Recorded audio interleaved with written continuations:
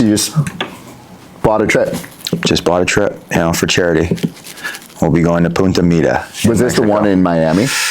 No, it was the gala that I went to on Friday night. Okay. So for Christopher House, they're an organization that is here in Chicago. They do early childhood education. They do middle school, and they do great work. So they've been a client of mine for a little bit.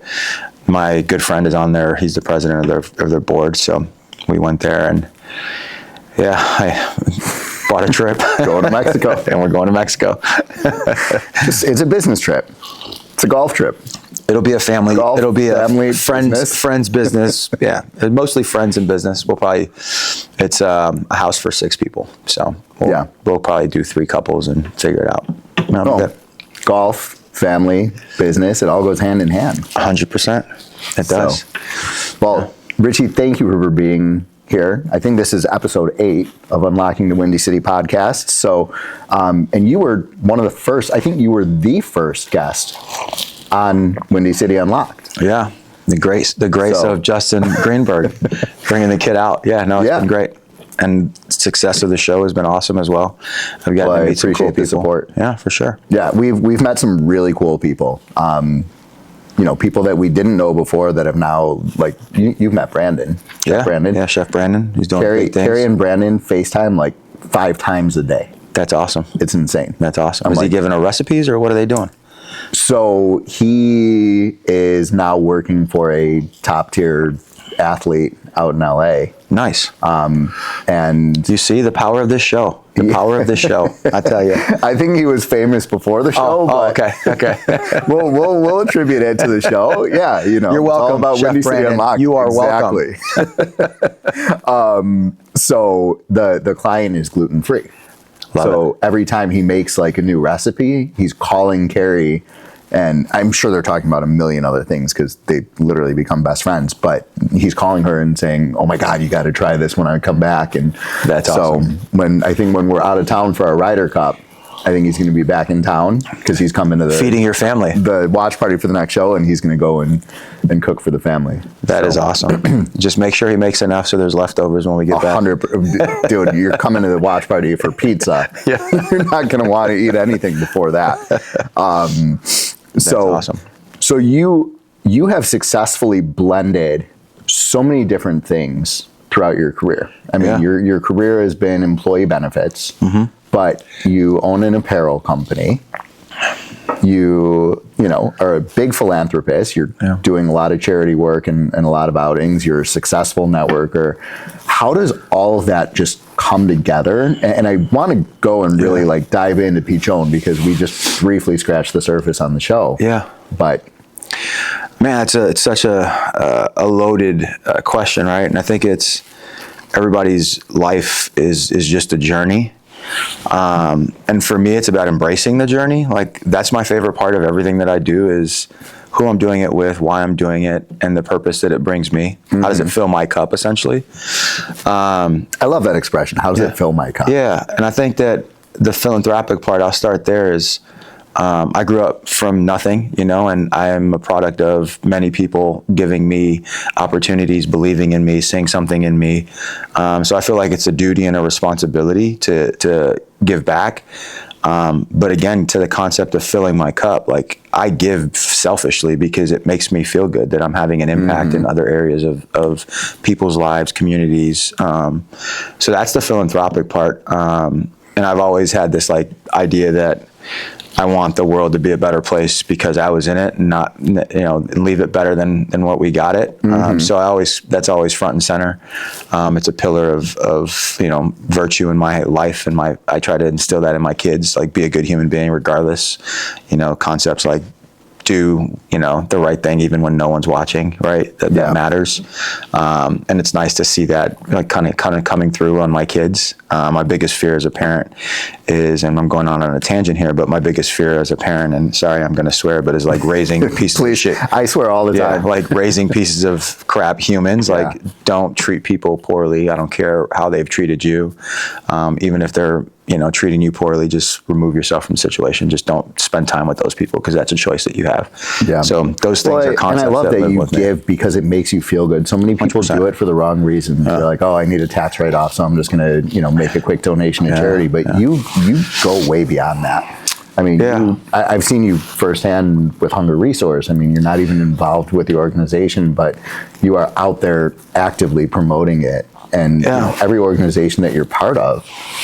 I think it just matters to me, man. Like, and sometimes it's not even monetary, right? It's like, what can you do with your influence, your network? How can you bring eyes to a subject that doesn't cost me anything except for time, energy, and the relationships that I've built? That all goes back to a gentleman who invested in me very early on. He was a mentor to me. He's no longer with us. Rest in peace. A gentleman by the name of Wade Fetzer. He was a big wig at Goldman Sachs, did really, really well in life. And his family was just very generous to the Posse Foundation, which is an organization that I became a scholar of, and I went to the University of Wisconsin on a Posse scholarship. But Wade was instrumental in that process. And he told me one time, he's like, hey, I can just see you're generous. I can see that you have a big heart. He's like, don't always feel like you have to give money. Sometimes your time, your resource, your energy, your level of strategy can be helpful for organizations. And as you continue to matriculate through your career and that journey comes to a point where now you and your family are in a really good financial position, you can write bigger checks. And that just always resonated with me. So sometimes I give money, sometimes I give time, energy, network, resource. Like, how can I have an impact is kind of how I think of it. So yeah, at the core of who I am, a lot of it is giving back, because I've been blessed to come from where I came from, to have access to freedom, financial freedom, the ability to live a life that I believe it brings me and my family happiness. So just I think that's grateful. so commendable. And that's one of the things that I know a lot of people look up to you for. And it's, it's just an awesome story that you came from nothing and have established yourself and humble beginnings, grow your business. But it's a great story. And, I think it really translates well to your passion, which I know is golf. And that's how we met. 100%. So, what lessons do you see in golf that brought you to start Pichon, and what is really the goal? I know it's to give back, and it's to embrace the game and put it in the hands of kids who don't have access. Yeah, golf has been, so the biggest thing about golf is I didn't get introduced to golf till I was like well into adulthood. I was 30 years old when I picked up a golf club for the first time. And I think that is all about access, all about, financial means, right? Like, I think golf is an expensive sport. It's traditionally an elitist sport. But the game to me is so great because there's so many parallels in life to just a 3.5 hour round of golf, right? Like, the parallels, the ups and downs of a round of golf, the mindset that's required in order to be good at the game of golf, the mindset that's required in order to be good at the game of life and persevere. And there's so many parallels there. Oh, and that beauty for me it just resonated.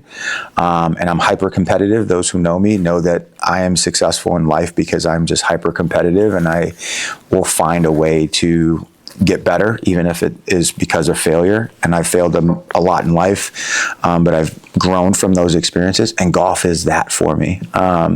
So that led into the idea that if this game has been so good to me, both building relationships, enjoyment that I get out of the game, the enjoyment I get out of progress, like getting better at this game that is very, very difficult, and not thinking that I'm just going to overnight get better, but like, how can I put these baby steps into that 2% idea, right? Like, if I can get 2% better every day at this beautiful game, I will be better. And I am. And that's why I get invited to a lot of stuff, and people want to play golf with me.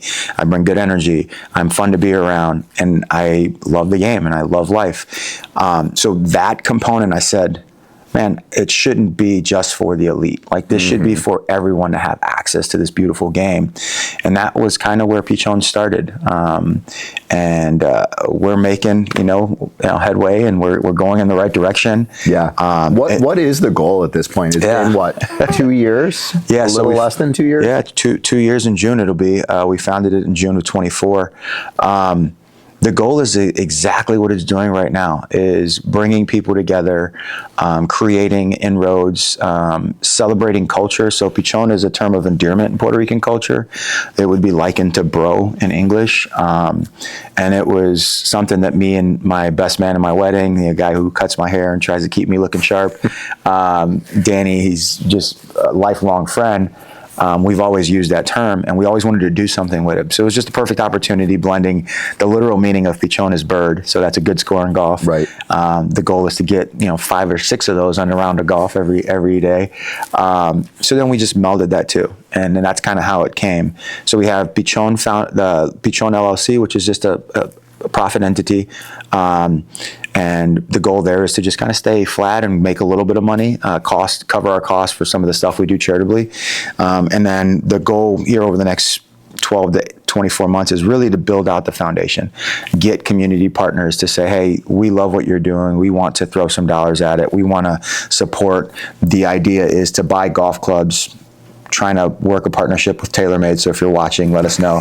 Those are the clubs that I play. But to give 5 to 6 golf sets to young children, to put those golf clubs in their hands and send them off to a clinic, whether it's in Lake Geneva or a local clinic, to give folks access to it. And that be their first experience with golf. And hopefully it blossomed into a love of the game that has been so good to me, you, and other people in the business community.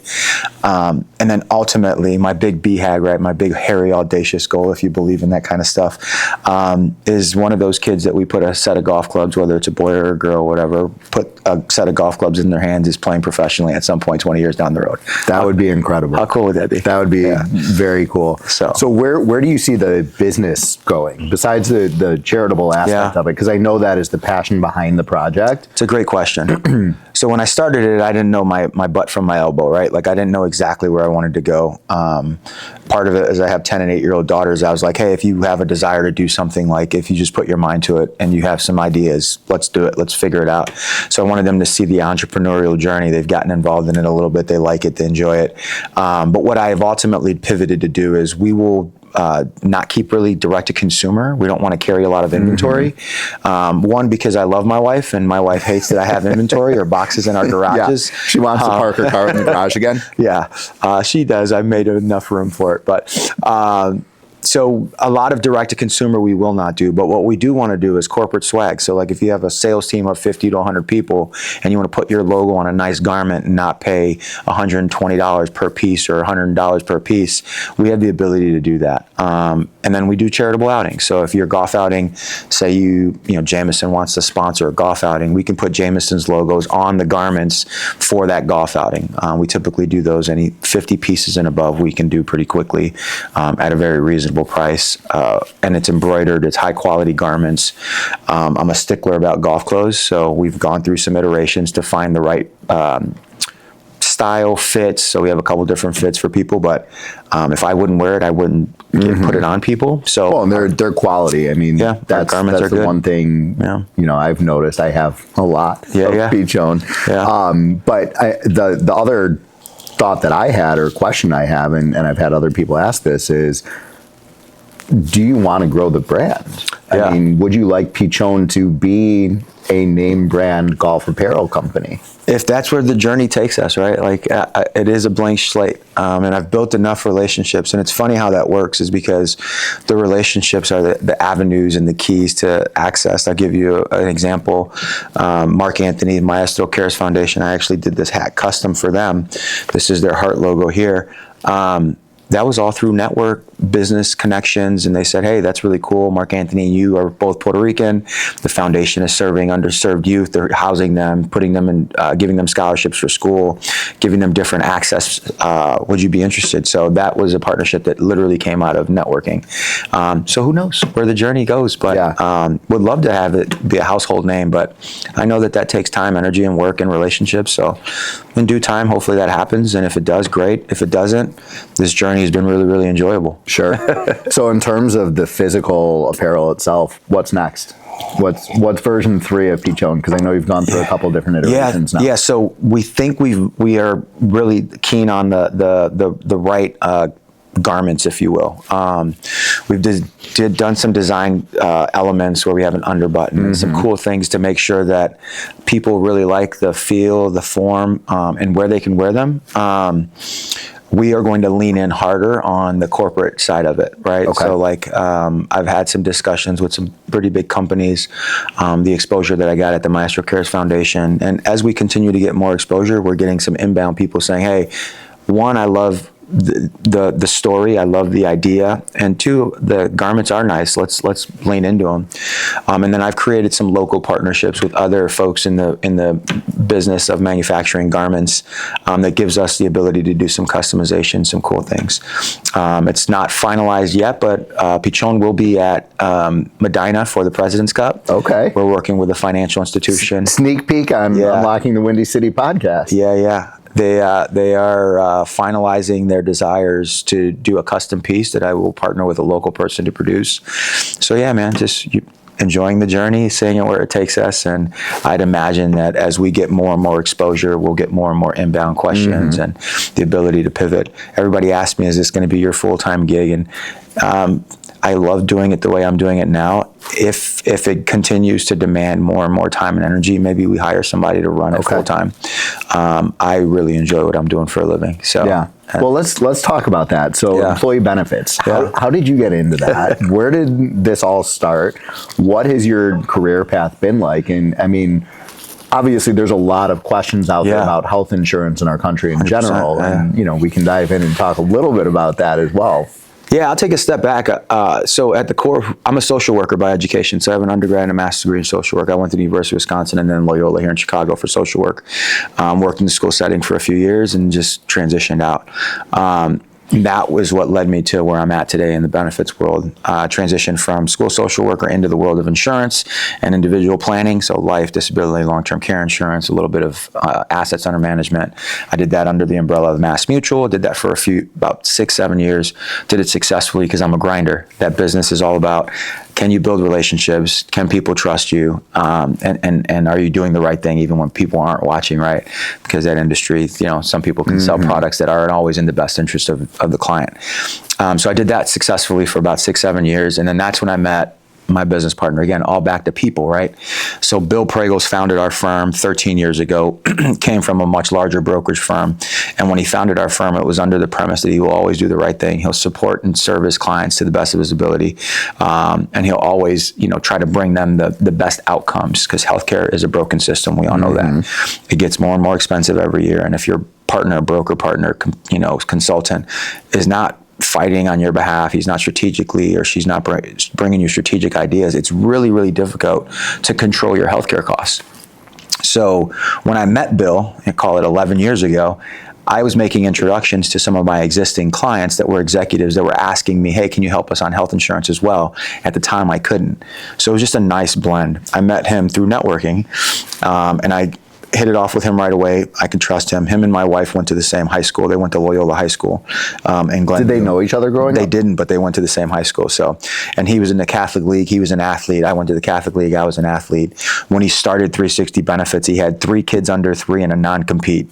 So I was like, this is somebody who believes in himself. This is somebody that I can get behind. And our relationship was literally a 2-month conversation, and it was a handshake deal that led to a path to partnership, which was where we're at today. But I've always believed in him, and we've always been transparent, and we've always been able to work together. And that's the people side of it, right? And I think there's a really valuable lesson there too. Yeah. It's not always about the business. Sometimes it is truly just about the relationship and the people. 100%. And, the business just figures out its own path. From the moment I met him, I knew I believed in his grit, his desire to do something better. And we just built a foundation of a relationship based off a foundation of trust very early on. I'll give you a fun fact. A year into the business, so the business is very different than the individual side of the business. About 8 months in, I still hadn't closed any new business. So when I transitioned there, I started my book of business with the 3 clients that I had introduced him to, but I didn't close any new business. And I was frustrated because the business I came from, like, I can get a client a day, a client a week, like 2 or 3 clients in a week is a normal week for that side of the business. So I was like, hey, am I just bad at this? Or he's like, you're being way too hard on yourself. This business is a turtle race. Like, you need to continue to just build relationships, and then you'll get wins. So that reassurance I had from him was just confidence building for me, because I'm hyper competitive, right? Yeah. And then from there, we just built, and we have a really, really great business. We have a lot of great clients. The best part about our business is we work with people we want to work with. We're not beholden to just bringing on new clients for the sake of new business. And that's been really powerful for me, because I have a no asshole rule. I don't like working with people that are just not good human beings. And my social work background has allowed me to really gauge and understand who people are. I have a saying that I love. It's when people show you who they are, believe them. In business, I can tell pretty quickly. And then that parallels back into golf. Like, most of the time I'm doing a lot of business relationships, either networking, dinners, golf events, where I'm spending real time with people, not 2, 3, 4 minute conversations.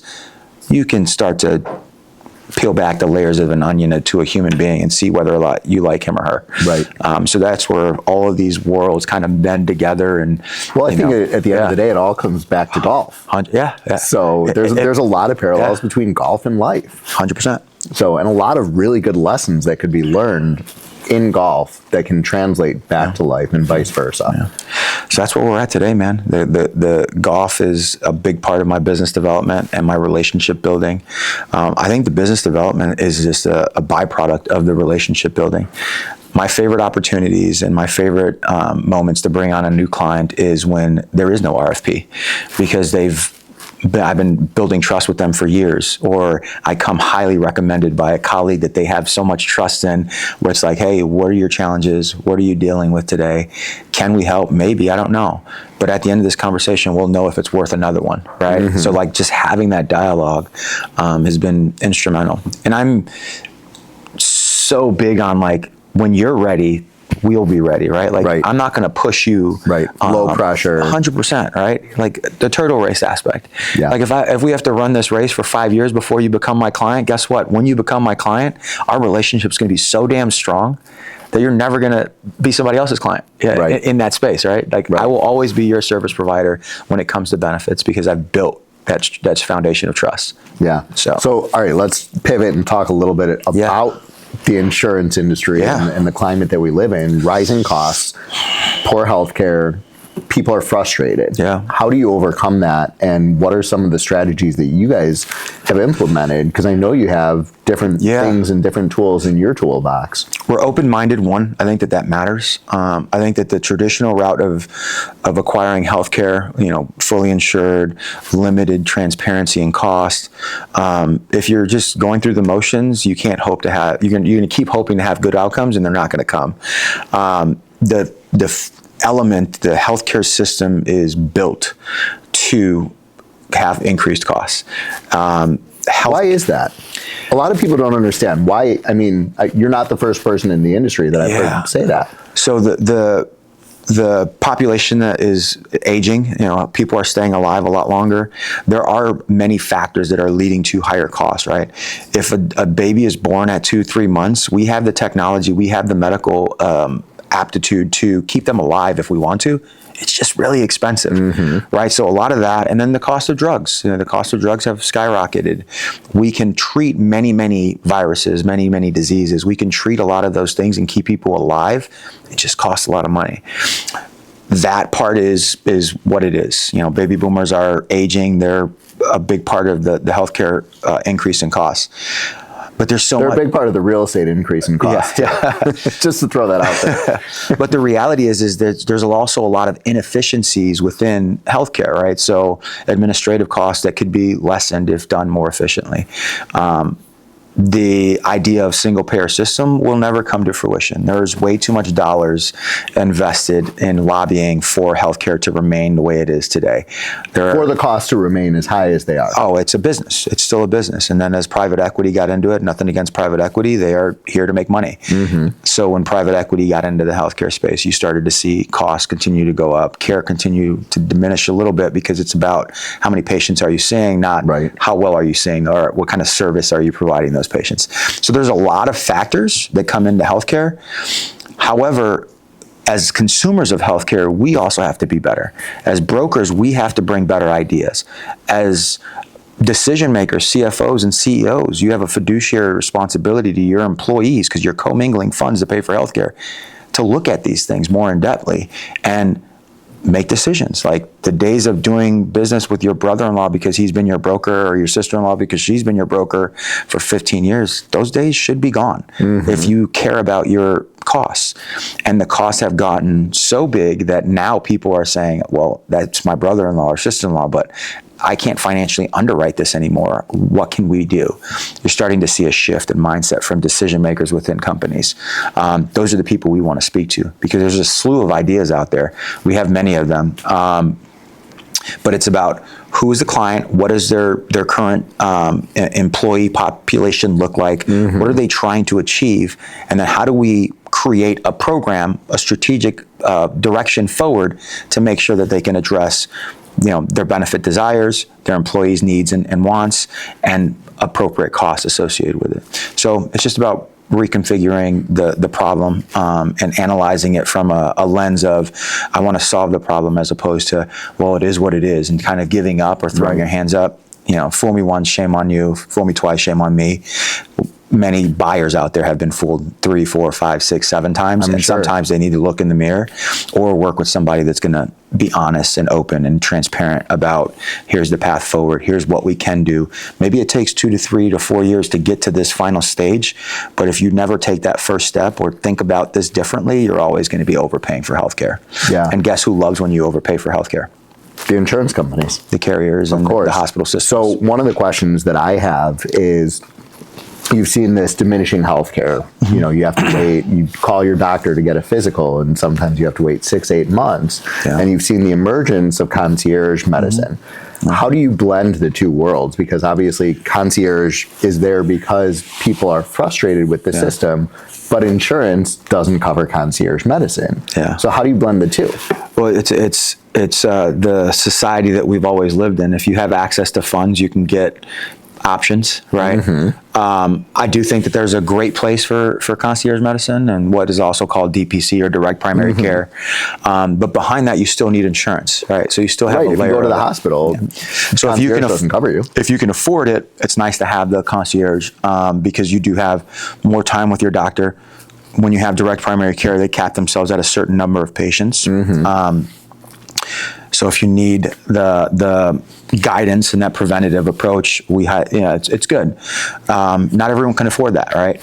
So there is a sad, breaking point. We have many Americans that are walking around underinsured or not insured at all. And what we don't realize is that those folks are still seeking services, and there's going to be a trickle-down effect that those that are insured are still paying for some of the stuff that is not. So that's where you see that interesting continued increase in costs. Do I have all the answers? I don't. No, nobody does. But is it in our best interest as a society to have access to care so that we can prevent the catastrophic from happening? Yeah, I think it is. How we get to that point, I don't know. I think it's everybody, consuming healthcare more appropriately. You don't have to be a subject matter expert, but you can't live under a rock, and you can't not consume, the insights that are out there for you to understand healthcare a little bit better.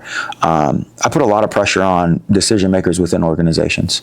A lot of times we spend understanding how we can grow our revenue and understanding how we can get more sales and those things, but almost every organization's second largest line item is the cost of healthcare in America. If they just spent a few more minutes, maybe an hour or two a year, to understand how they can make better decisions as it pertains to their employees, they can move that needle. Just to put it in perspective, number one is employees, and right? The cost of so paying them, payroll. It goes hand in hand. Yep. So payroll and insurance, you have to take care of your employees in order to have happy, successful, productive employees. Losing employees is expensive. Losing employees because of your benefits program is, leaders of companies should be looking in the mirror when those things happen. And we should want our employees to have adequate and access to care, because guess what? If our employees show up to work and are 100% healthy mentally, physically, their home life is healthy, they show up better. they will work harder. They will care more. Right. Like, and your most important clients are your team members, your employees, whether you like it or not. I don't care what business you're in. Yeah. No, that's very true. So there's one other thing I do want to touch on with you, because you have expressed multiple times recently an interest in real estate and investing. Where did that come from? Is that something you've always been interested in doing? Is that something that's more recent? Yeah, as I've grown my network of relationships and been able to be in rooms with people that have had success, I've never met all wealthy folks or folks that are really have the greatest level of financial freedom, as I like to look at it, that didn't have a part of their, overall portfolio, their investment portfolio, their wealth portfolio, that didn't have real estate in it. And if you look at some of the wealthiest people in America, some of the owners of sports teams in America, many of them have significant portions of real estate in their portfolio. And that is just a high-level statement, because real estate comes in so many different forms. But I am a believer in, I want to learn about it and I want to understand it, because I have a duty and a responsibility, if I want to grow wealth for my family and create some level of generational access for my kids' kids and their kids' kids. I need to understand ways that I can, make more money while I'm sleeping, or make sound investments that lead to greater wealth down the road. So that's why I have a great interest in it and understanding. Well, I think that's a great point. Yeah. I heard this statistic recently that 80% of millionaires got their first million of net worth through real estate. Doesn't surprise me. So, real estate is a big, important part of growing your wealth. And from a tax strategy perspective, it's also another way. My wife has done really well. She's super successful. I pinched myself. I got lucky. She's on the opposite side of it. She sees the ugly side of real estate, mostly because she's in homeowners insurance, like homeowners property management, condo law. So she sees the ugly side of it. So me and her have had a little bit of a tug of war in understanding if we want to really lean into real estate investing. And I'm of the mindset, like, absolutely, we got to get her on board here sooner than later, hopefully. Yeah. Well, I love you. Kat, if you're watching, I think investing in real estate is a difficult thing to get into. And we were at an event just last week where, I know you had some questions afterwards. We were like, why are all these people who are big real estate investors saying don't invest in real estate? Yeah. And, I think it's an important thing for people to understand that real estate as an investment vehicle is very different than owning real estate as your home. So, what do you see as the advantage to investing in real estate, and what are the concerns that you have or questions, especially after that event last week? Yeah, I just think that there's so many opinions, right? Like, and there's this mentality of a little bit of the scared of the unknown, right? But I've always been a risk taker in life. Like, I grew up, again, the elements of my upbringing were very humble, right?